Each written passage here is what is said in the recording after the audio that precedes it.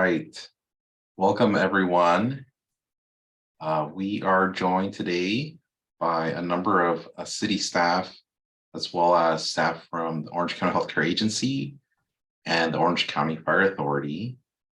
So today's training is on the City of Santa Ana Special Events Training. And I'm actually gonna have all the panelists introduce themselves. So let's start with Beverly. Good afternoon, everybody. My name is Beverly Martin. I am the Special Events Coordinator at the Santa Ana Police Department. I am in charge of special event permitting. Yeah, so I'm here to answer any questions after we're done, and hopefully this is useful and helpful to everybody, going through the special permitting process in the future. And welcome, everybody. Monique. Hi, I'm Monique Leone. I am the Special Events Supervisor for the Recreation Division. Brittany. Hi, I'm from the County of Orange. I'm a food health inspector, and I permit all the temporary food facility permits for any special events you guys have. Great, and Juan. Hi, good afternoon, everybody. My name is Juan Huerta. I am the Assistant Fire Marshal responsible for the Division 6 area of OCFA, which is responsible for serving the residents in the city of Santa Ana. I'm in the community risk reduction, and what we do is actually review the special event permit applications. Great, thank you all. My name is Frank Bejarano. I'm an Associate Community Planner in the Planning Division. Our section is the Neighborhood Initiatives and Environmental Services. So if you are part of a neighbor association, you most likely work with our team as you begin the planning and execution of your special event. So now we're going to start with our presentations. Just give me 1 second. All right, can everyone see my screen?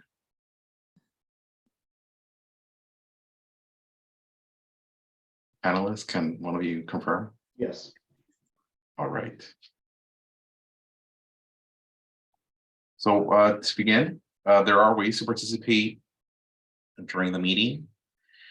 You could raise your hand if you have a question or comment, or want to organize attention. You can also type your question in the chat box, and if you're dialing in, you can press *9 to raise your hand and dial *6 to unmute and speak during a meeting. All right, so let's begin with the events policy and application process. I'm going to hand it off to Monique and Beverly from the city, and they're going to share their presentation. Perfect. Thank you, Frank. All right, so our special events policy, which is fairly newly approved, ensures an effective framework for the administration of our event permits to make sure that they are fair, equitable, and provide reasonable access to all city public facilities. This policy also provides guidance for the use of city facilities by the residents, community organizations, businesses, and other non-residents who want to get permits for park facilities, film permits, land use certificates, and special event permits. So Beverly and I worked together on the special event permitting, and we'll go into that in a little more detail a little bit later. But for the next slide, Frank. For our special events policy, it was established to ensure the use of city facilities for events that aligns with the city's mission, values, and vision, provides equitable and fair access to everybody, remains equitably and fairly priced, operates in a fiscally responsible manner, and supports healthy, safe, vibrant, and sustainable community. So there are various types of special event permits. The park facility permits and film permits are handled directly in recreation and by my team. These are events in the parks. These are film permits anywhere throughout the city, whether private or public land. We have land use certificates, which are handled by Beverly and PD as well. And we have our special event permits, which I work with Beverly. They could be in the street, they could be in the park. And some things that create a special event permit include additional elements to your event, including canopies, noise, traffic control issues, and makes the event bigger and need a little bit more attention. That's where we pull in like the Orange County Healthcare Agency, the Orange County Fire Authority, and we all work together in getting this process complete. If you want to go ahead to the next slide. Okay. Thank you. So the park facility permits, these are the ones that allow the temporary use of a public park, field, or facility for conducting outdoor, indoor, short-term events, which are conducted completely on city-owned property or controlled park property. And there is the Santa Ana Municipal Code, section 31-3, where this is officially referenced. Okay. Now, film permits, this allows for a commercial motion picture, all recording, electronic videotape, any property owned or controlled by the city of Santa Ana. So this is throughout the whole city. And we do assist with any permitting that is done on private property as well. We just need to make sure that, you know, the owners approve of the filming and there's additional documentation needed, but we handle all film permitting throughout the entire city.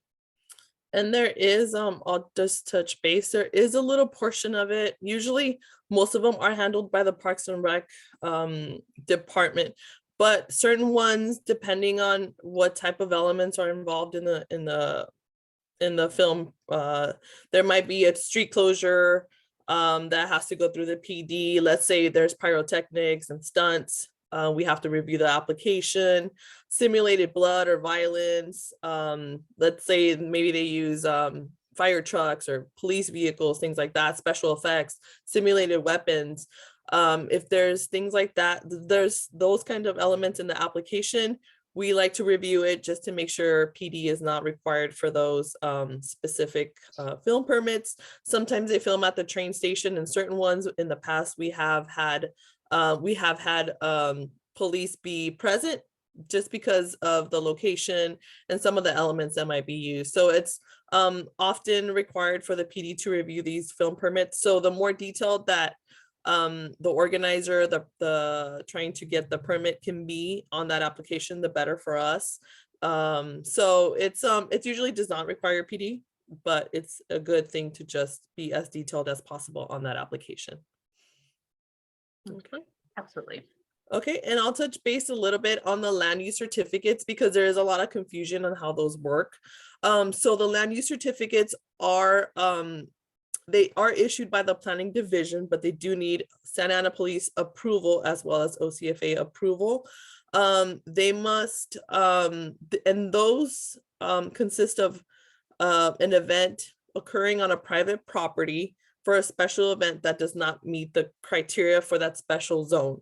So basically, sometimes people have questions regarding whether it's a special permit or if it's a land use certificate. So the question I asked them, is it on private property? And they say yes. Okay, it's going to be a land use certificate. For example, a church, if they want to have an event outside on their lot, usually it's a land use certificate. Now, if they want to use their lot and they want to close the street, well, then that is a land use certificate for using their lot and a special event application for closing the street to make their event a little bit bigger. So sometimes they're used in conjunction. Sometimes it's just a land use certificate and sometimes a special event permit. But for right now, I will focus on land use certificates. And like I said before, they are issued by the planning department and they require police approval. So for these, usually the person in legal control of the property must sign off on the application. That's the first thing I look for when I have a land use certificate application. It allows for vending on private property in certain zones or for certain activities. And like I said, these zones are usually like on private property on a commercial, manufacturing, planned development zone, designed for commercial or manufacturing uses. And usually the ones that I get are filming, parties, fairs, and carnivals where they need a little bit more land space. So that's a little bit about land use certificates. My fee as far as the PD, I only our fee is $40 for processing of the land use certificate.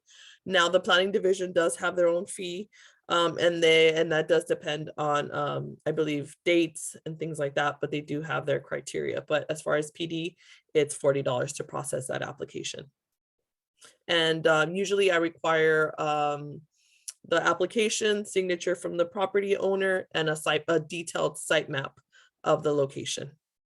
Okay, and that if you want to read a little bit further on that, it's SAMC section 41-195.5. Okay, next slide, please. All right, so again, as we noted that the special event permit allows temporary use of public property for outdoor short-term events. These can be concerts, these can be nonprofit events. There's all different size events that can happen. What triggers a special event permit versus a regular park use application for, say, like a picnic, would be the number of food vendors you're bringing in, or food vendors at all. If there's multiple canopies, if there's going to be any sort of noise impact to the public, if there's any traffic issues that'll be instigated because of this event. And always what we suggest is, please, you can always fill out the application and then submit it to us, and we can help you figure out if it really is a special event application or if maybe it is a park use application. It's better to always check with us, and we are here to answer any questions that you may have. Yeah, and with that, I also always advise, you have a question, you can give us a call. We have an email address, and just, you can always give us a call, and any general questions. If you think maybe it's a private property, it might be a land use certificate. I know a lot of people don't know about these, but there's a lot of confusion sometimes in both Parks and Recreation. We're here to answer any and all questions regarding special events. The earlier you get in your applications, the better. The earlier you ask the questions, the better. And usually, like the special event permit, it's use of public property. It's issued by the police department, and it allows for the temporary use of public property for conducting an outdoor short-term event. Sometimes it's one day, sometimes it's a 2-day festival event or something like that. And for example, some of the ones that I have approved in the past are promotional or fundraising activities. That goes for Parks and Rec, same thing. Athletic and sporting events, art shows, sidewalk sales that happen in downtown Santa Ana at least once a month. Live musical events, we permit events at the observatory, for example. They use their venue, but they also do a street closure often. Community celebrations and observances, neighborhood activities such as block parties that are held usually on like 4th of July. Sometimes they want to close the street so they can have an Easter celebration, things like that. Sometimes they want to have just they want to celebrate the neighborhood, so they put in a special event application, and then they close the street. And sometimes they have PD involved to participate and stuff like that. So I would say just turn in your application as early as possible. Any questions, we are always happy to answer them, but usually it's for use of public property, the special event permit application. Okay, Beverly and Monique, there's a question sure. in the Q&A. So there's an individual, her name is Amelia, and she is wondering if she can have a petting zoo party in her front yard, like in Miss Doubtfire in the movie. So if I'm reading the question correctly, it's her front yard and her property, which means this is private property, not public space. Can she have that, or will she need a permit for that? Monique? So there are certain requirements when animals are involved to ensure the safety of the animals, as well as the health of the animals, as well as ensure any kind of health or safety of the public who is attending. But yes, if it's on private property, this would be one of them where it's a joint permit with me and Beverly. It'd be land use certificate, but we'd also need additional paperwork for the vendor bringing in the animals, making sure that animals are healthy and safe for the public. And usually if they have we have to make sure they have a business license to operate within the city of Santa Ana. Yeah. So if this is a private, I believe, I mean, and I can have Amelia ask a question, join us and ask a question, but I believe this is a party, like a private party Mhm. for her own guests at her house. Right, so this is not a public, not a public event. This is just for her and Like her her family. guests, her family. Yes. Would Mhm. you require an event application or any type of Application? permit? If it's, So the land use certificate, all the applications are the same. Just at the top of each application, you check the box, whether it's land use or park use or all the different options are on there. So it's the same application. We would just need to make sure the vendor has a business license, that the animals are healthy, but it would be a much simpler process than your typical special event permit. Each event we look at individually. It is not kind of cookie cutter, so we would have to look at them individually. But yes, it is definitely possible. Great, thank you.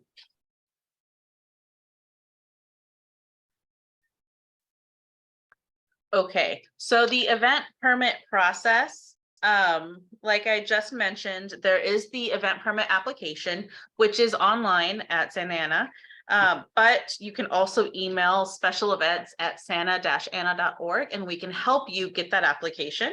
At the top of the application is where you would mark what type of event you are looking to have, land use, film, special event, all the options are there. Once you submit that with the site plan, we'll go into details in a little bit about what needs to be on the site plan, but we need the site plan with the submittal of the application. Then we submit the application site plan to the agency. So when it's an agency review, it goes to review for different departments, different divisions, outside organizations like the Orange County Healthcare Authority, OCFA. So it is a lot of eyes on this. If it's in a park, the Parks Department gets involved as well. PD gets involved to make sure everybody's safe. So when it's agency review, it's not just the city that looks it over. It is multi-organizational and it is a lot of people who have to get involved. If there are no issues, there might be conditions issued where you might need PD, you might need extra traffic control. You might need some security depending upon the type of event. Again, it varies by event. Nothing is cookie cutter. If the event is big enough or complicated enough, then we will ask for a pre-event planning meeting where we'll walk the site with you, discuss what can or can't happen.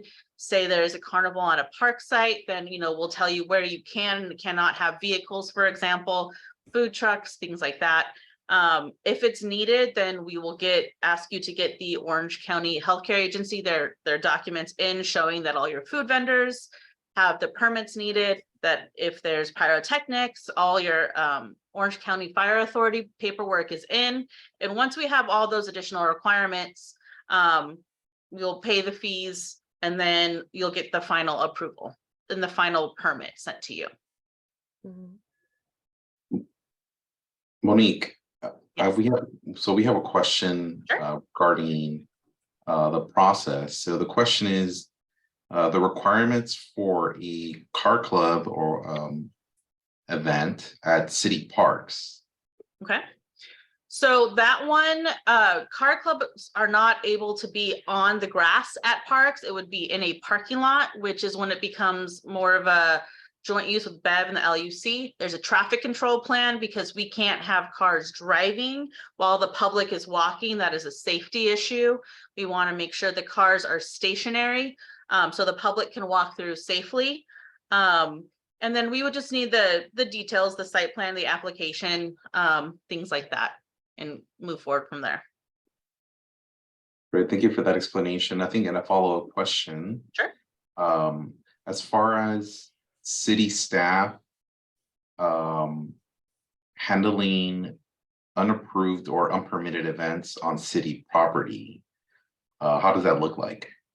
Of course. So we have staff that go around and they verify, they have the list of the permits that are going on that are approved.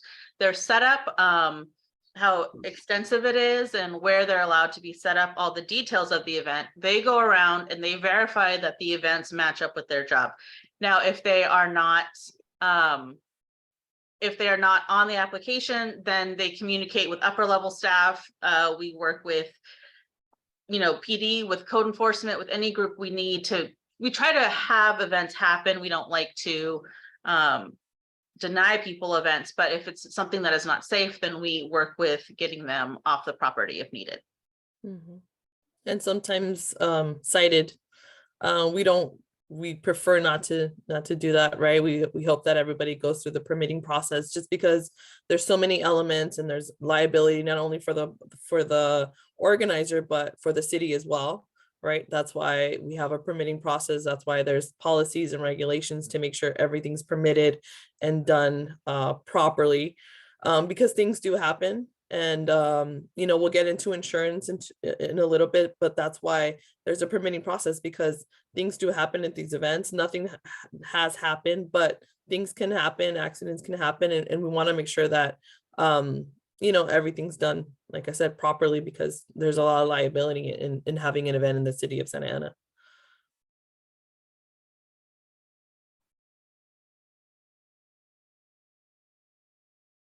Thank you for that. Monique, if you'd like to continue. Thank you. Actually, I think Bev was gonna take this one. Okay, so for parks and the Santa Ana PD major events, we do like to usually, like I said, the sooner you turn in your application, the better. But for a major event, which includes which has expected attendance of 1,000 or more, we would love to receive the application 90 days to a year in advance, just to get all the preparations in place. Basically location, how many people we're expecting, how much PD we're going to require, what streets we're going to close. Usually for an event like that, it's usually on a street. We need to know the event size, location, scope of the event, right?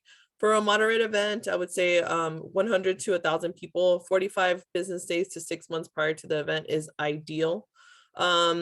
So I would say anywhere from 30 to 45 days for something like that. But like I said, our major concern is those big events, which need so much planning and so many hands on deck. And those are the ones that require, we have many meetings for huge events. So the sooner they get their applications, the better. 90 days is ideal. Okay, next slide. So we touched base on this a little bit for the permits required. The site plan is required for every application. The traffic control plan, which Bev will go into more details in a little bit, is for street closures. One-day peddler event participant list. This is a vendor list. Verify they all have a Santa Ana business license. Orange County Fire Authority permit. If there's a certain number of canopies, if there's generators, if there's pyrotechnics, they look at a variety of public safety issues.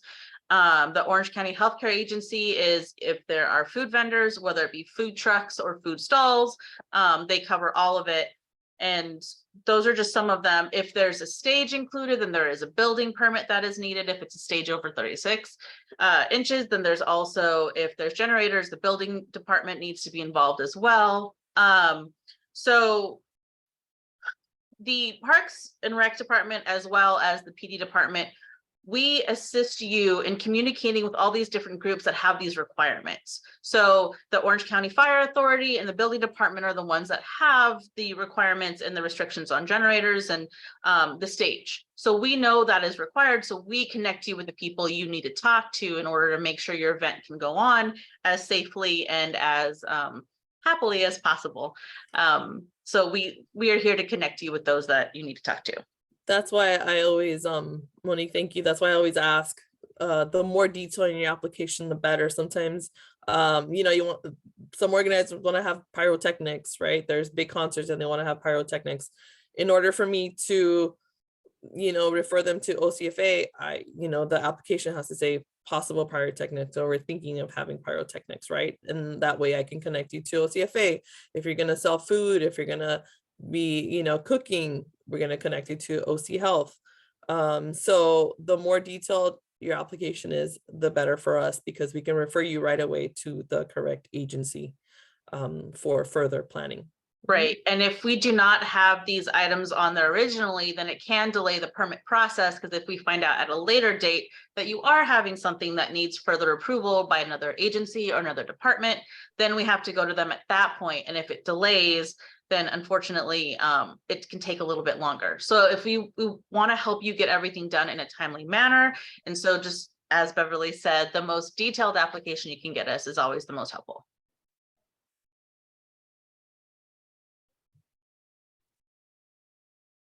So we have two questions on the Q&A. The first one regarding the use of gas generators. So if you could explain any requirements related to that, and if there are any variation in the requirement for various event organizers. So essentially, our requirements are the same for everyone. Okay, so first one for the gas generators. I know that OCFA and the building department have requirements for them. Unfortunately, I do not know what those are, but that's why they are the subject matter experts in those. So once we see that generators are involved, we forward them on. So I'm sorry, Juan, I don't know if there's anything you want to add, but I don't know more than that. Now, if we forward it to OCFA or building and they determine that no other paperwork is needed, then it's not a problem. But OCFA are the ones, or the building department, who are the subject matter experts, will let us know. Yes, typically with the gas generators, we'll want to see that on the site plan. Typically what we'll do is just put some conditions stating that it need to be 10 feet away from anything combustible and out of the any kind of public access way, or if they're going to be used in a, you know, a high trafficked area, that they're locked. That way nobody can tamper and mess with them. And I'm sorry, what was the second question? I apologize. And the second question, so this is related to the permit requirements. Do the permit requirements apply to city council members as well? It says Councilmember Hernandez was allowed to shut down Bristol and use a city-owned stage with no permitting? Question mark. This happened in September 2021. Unfortunately, I do not know about that specific event. I started myself 6 months ago. So I do not have any information on that specific event, but yes, all applicants, no matter who they are required to go through this event process. So I'm sorry, I cannot speak on that specific event. Yeah. When do you want to same for share more about like the, you know, how like the various agencies within the city also have to apply to? Sure. Go ahead. Definitely, and I'll speak on that. For example, the Santa Ana Police Department is having their annual open house on April 22nd. The community engagement team completes an application. It comes to me. I send it out for review to other agencies as well. They complete an OCFA paperwork. We have our insurance. When we have, if they're going to serve food, it goes through OC Health. They meet all the requirements. They have to meet all the inspections. It goes basically through everybody. When Parks and Rec, they're going to have their event as well, the 5K and 10K event on April 22nd as well. They complete an application. It goes through me. They have to submit a site plan. They have their insurance. They are closing the street on Civic Center, so they have to have a traffic control plan, which is usually reviewed by our Public Works traffic engineer.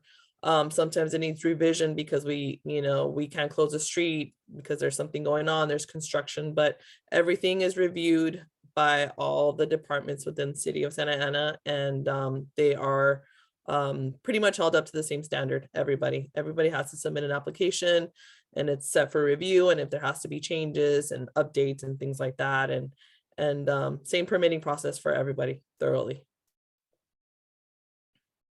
Thank you. Mm-hmm.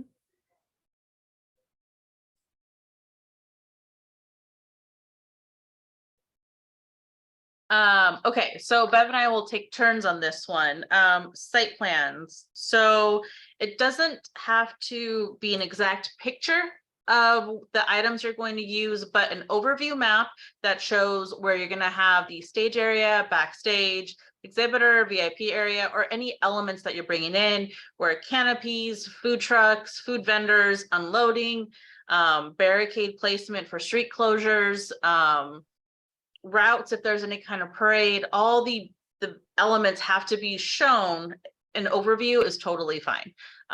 Just so that we know where things are going, make sure that things are an acceptable distance away from, you know, restrooms, from the food vendors or generators, from the public spaces. So just to make sure the safety of everybody, we have to have an overview.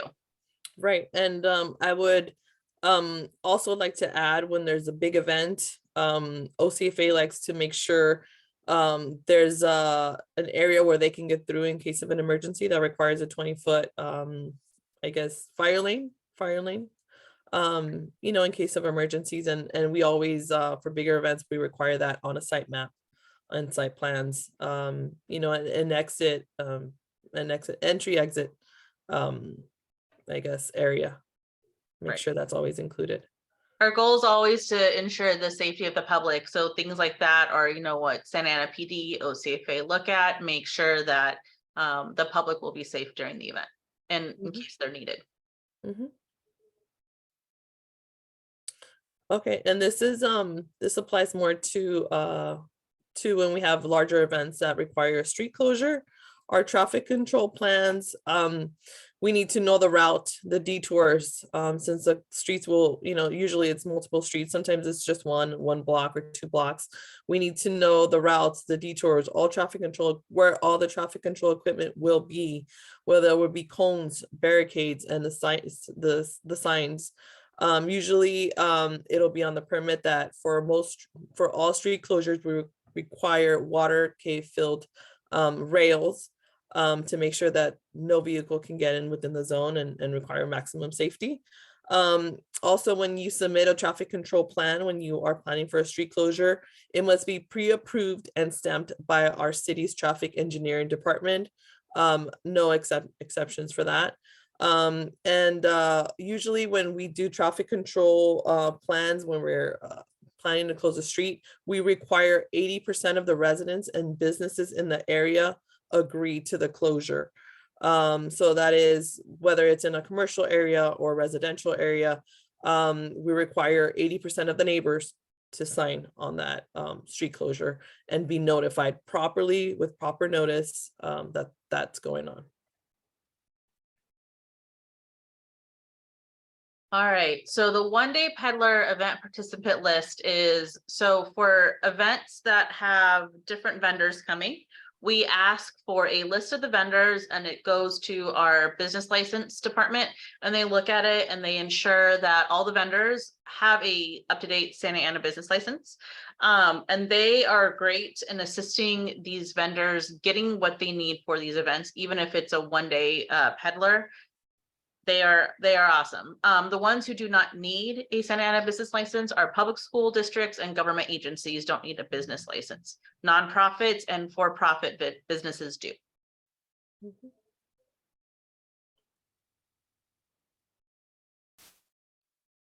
So the SELIP insurance program, it's been touched on a little bit previously, but every event is required to have event insurance to ensure the safety of the public in case anything happens and ensure the safety of the applicant to make sure that they are covered in the case something happens.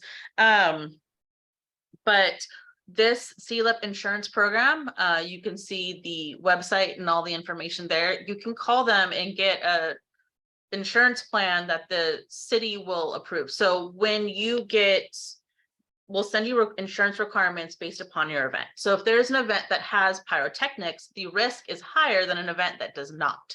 So the insurance requirements also vary based upon the event. So once we have the event details and we're able to understand what you're bringing in, we ask our risk management department to look at your event. They will tell us what the insurance requirements are for your event. And then we send that to you, the applicant, and then you're able to go on this website or call them and talk about what is needed, and you can get an insurance policy through them. Once the policy is purchased, it is sent back to whoever is assisting you with your application, and it's sent to our risk management department for approval. But this is the vendor that we refer people to often. Mhm. So before we continue with Juan from Orange County Fire Authority, there's a number of questions that have been coming in. This one, there's a question which is, what is considered proper notice for people to be notified? So I think they're referring to the street closure. When people have to be asked to sign that, how far in advance?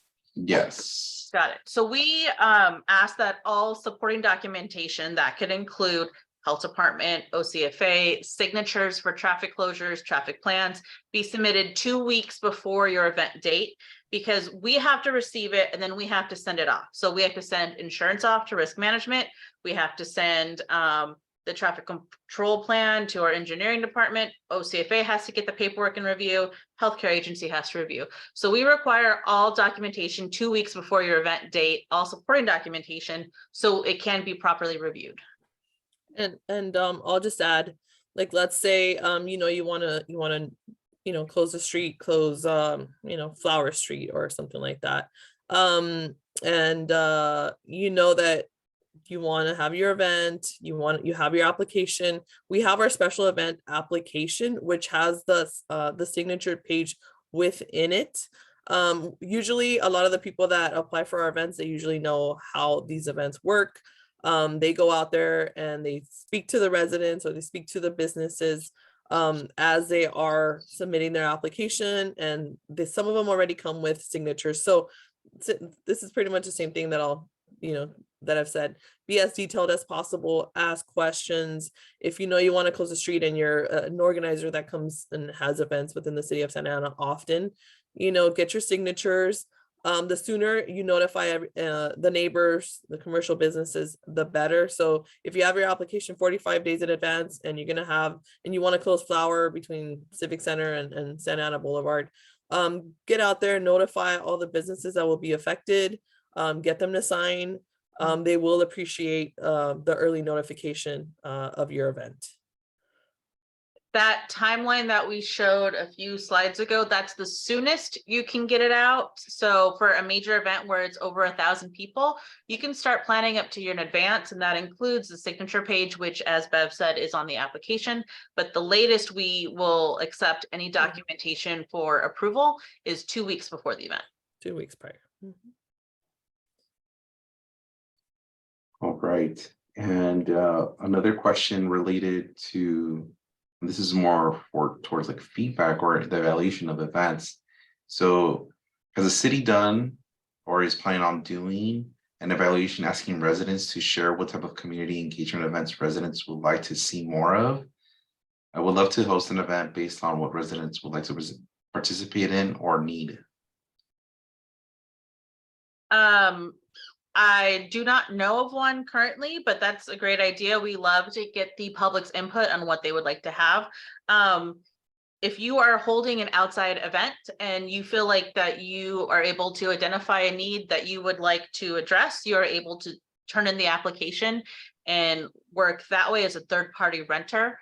But as on the city side, I do not know, but we love getting ideas. So if you want to send ideas to the special events at cityofsanta-ana.org, we're always taking events and ideas for those things. And I'll speak on behalf of the PD. We participate in a lot of neighborhood and community engagements. We're always willing to come out to the neighborhoods and stuff like that. Some neighborhoods, they request the mounted officers to come out and participate at their event, and they are so welcomed and they love to join at those events and things like that. So like I said, we're always welcome to you're always welcome to contact us and let us know of your event, and we make the effort to come out and enjoy the community, and yeah, so let us know if anybody has any ideas for future events. We'd love to hear them. Following question, I understand that a public agency does not need a business license, but what if said public agency hosts an event with a resource fair component? Do the nonprofits participating in the resource fair need to provide a business license? Yes, they do. We've had a few of those. Example, recently, the County of Orange actually held kind of a resource fair with a variety of nonprofits. The city itself brings in a lot of nonprofits to citywide events to provide information on different services to the public, and all the nonprofits are required to have a business license. And follow-up question to that, what is the average cost of the business license? Monique, you're. All right, I thought I hit the unmute and I did not.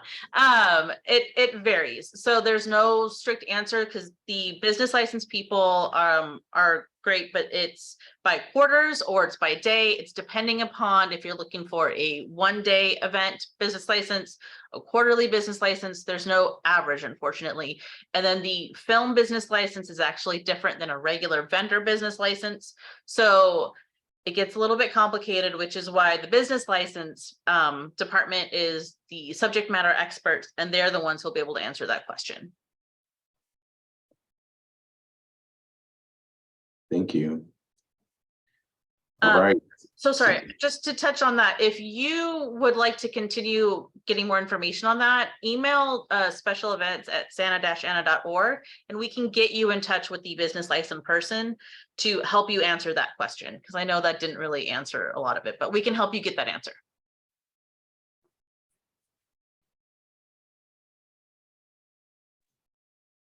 Thank you, Monique. Juan, if you'd like to walk us through the Orange County Fire Authority's special event permit process. Sure. Thanks, Frank. And thank you to the city for inviting us on here. It's always great when we can kind of partner with the city and provide some education and outreach to the city and the residents. So at OCFA, one of the responsibilities is really to enforce certain code requirements that are pertaining to potentially hazardous activities, equipment, and structures commonly associated with special events. A lot of these codes and requirements are coming directly from the fire code, some from the building code, some from the California Code of Regulations, and others from other applicable codes and standards. A lot of the information really can be found on the OCFA website, which is ocfa.org. We've got two different areas where residents can go. One is our guideline S-01. This is going to provide a lot of information to residents as far as what OCFA is looking at. The other is pertaining to the actual screening form and application itself. That can be found on our website under the residents prevention field services, and actually downloading the application. What that screening form is really 10 questions which residents are going to answer yes or no to, and depending on those responses, a permit may or may not be required. I say may because just because you check yes, we'll take a look at it and we may determine that yes, you need to submit an application, but at the end of the day, based on the facts and what is actually going to take place on the event, it may not necessitate a permit. But kind of to add to what Beverly said, it's always great when we can take a look at it and determine it just by you providing us more information than less. If we're having to go and kind of go back and forth with emails and calls, it's better if we just get all the information up front. Some of the things that OCFA will look at vary. It's the number of guests and attendees, if there's going to be any street or road closures, if there's going to be any type of large tents. And when we talk about large tents, what we're looking at is really the square footage and the use underneath those tents. If the tents are going to be used only for storage and it's under 400 square feet, it wouldn't necessitate a permit. And really with that permit, what we're looking at is whether or not that tent is flame retardant, and it has a seal by the state fire marshal that says it's inherently flame retardant. The trickiest thing with a lot of the, I'm going to say smaller events, is the small easy up tents. So with those, what we're looking at is the square footage of 700 square feet. Typically, they're going to come in 10 feet by 10 feet sizes. And really, so if you've got 7 that are connected somehow, those are going to be required to have that same state fire marshal seal or label that says it's inherently flame retardant. So that's where we can talk to the applicant. We'll ask to see a site plan that will detail where everything is going to be located. If you've got cooking appliances, if you've got generators, the location of those tents. If you have different vendors that are going to come to your event and you're not sure if they have flame retardant tents, that's where we'll try to work with the applicants to space out those tents where you may not be required to provide flame retardant tents. So just those are some of the things that we'll look at. I believe it was mentioned as far as the different changes in uses for buildings for special events. A lot of times we'll get requests for assemblies inside warehouses.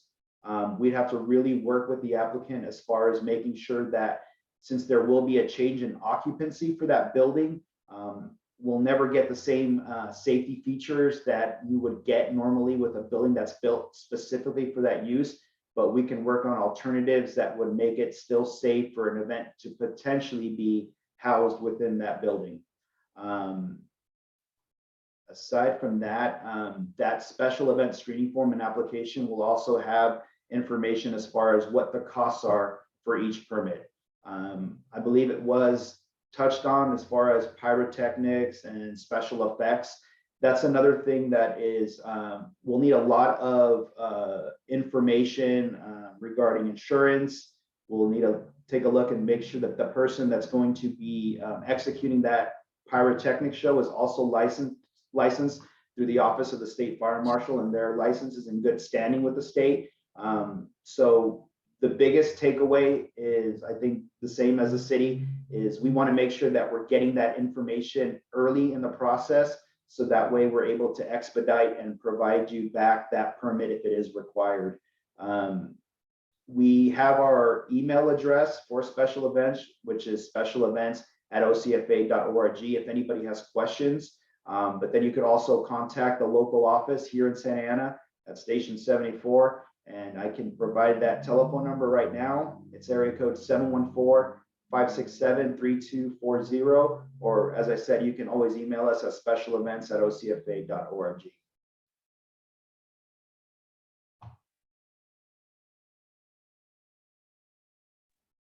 Great, thank you, Juan. And then just quickly, so on the park side, when you submit an application, we do send you this special event permit questionnaire for the OCFA. So we help you by getting you the documentation, which has their contact info, and therefore you know where to send it for further processing.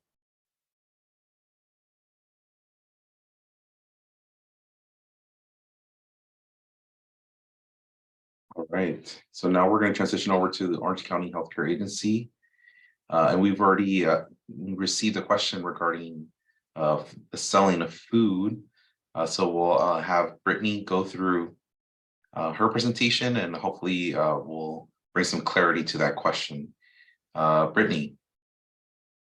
Hi, so I'll be going over the food portion of this PowerPoint presentation. And if you can go to the next slide. So in order to apply for a temporary food facility with the county, you have to be in association with a community event.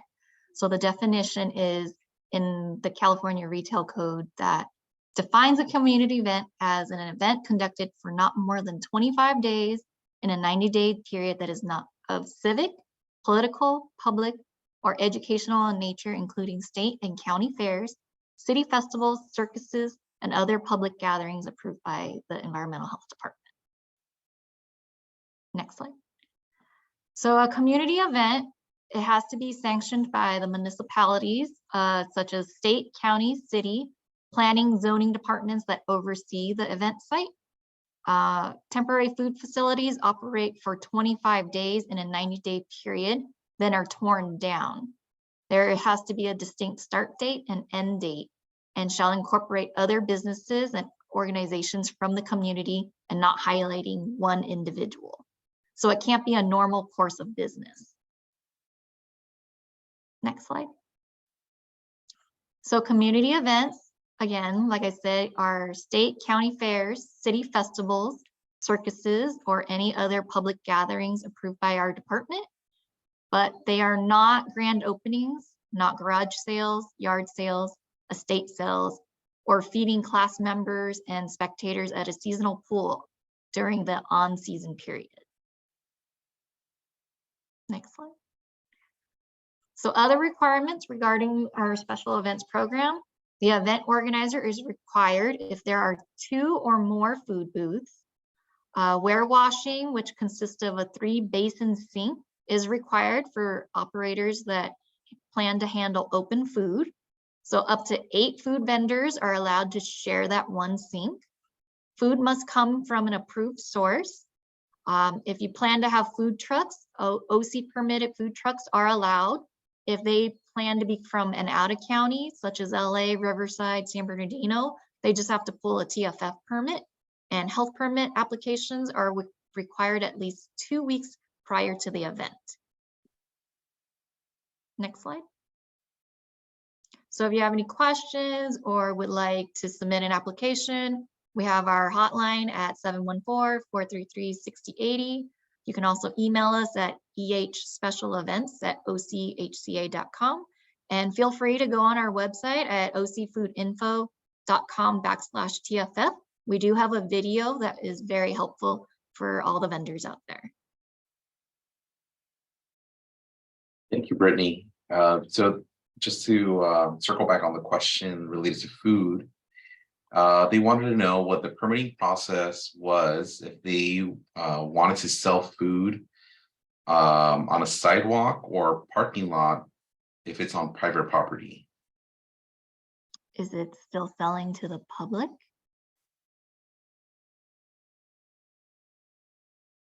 They're not necessarily, they weren't specific. So yes, so the answer is yes.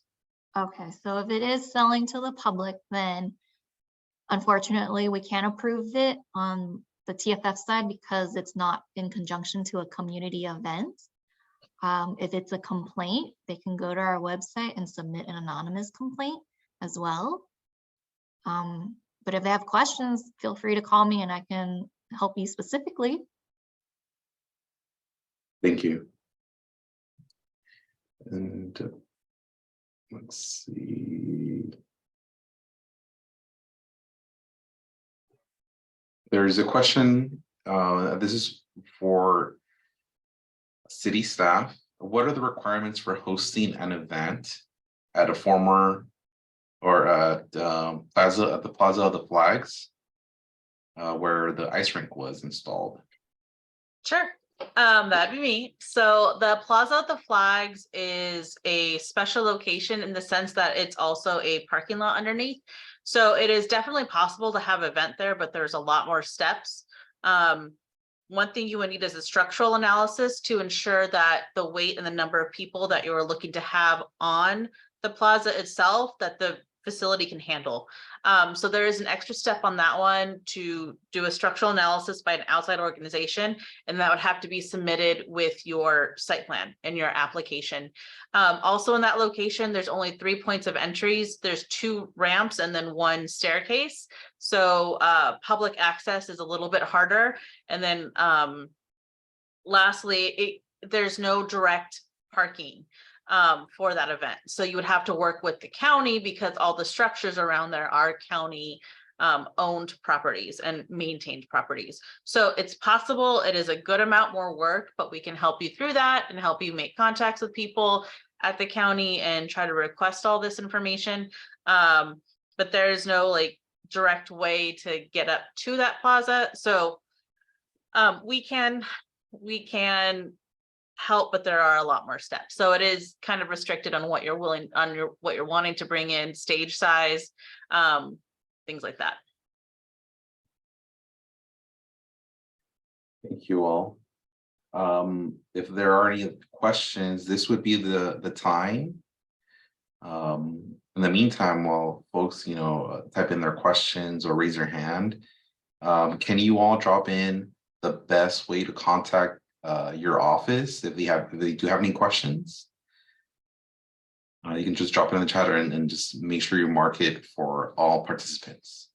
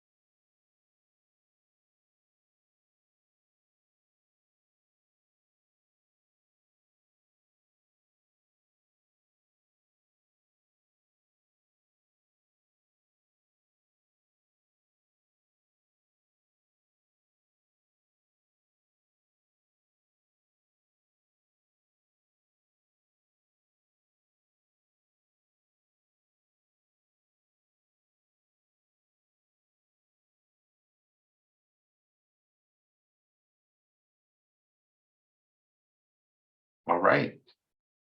Well, I don't see no questions coming in. This completes, actually, let me see there. Yeah.